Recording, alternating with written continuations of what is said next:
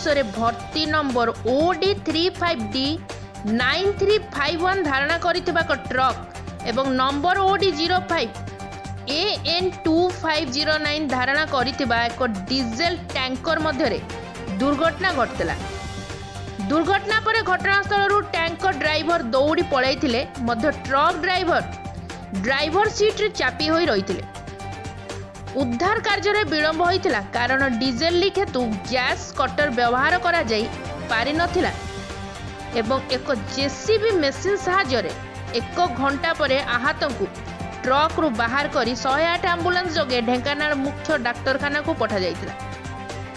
JCB machine सहायरे रास्तार divider भांगी समस्त traffic jam हटा जाइथिला। हिंदल रोड आउटपोस्ट एवं मोटगा थाना सूचना पाई घटनास्थल उपस्थित थिले।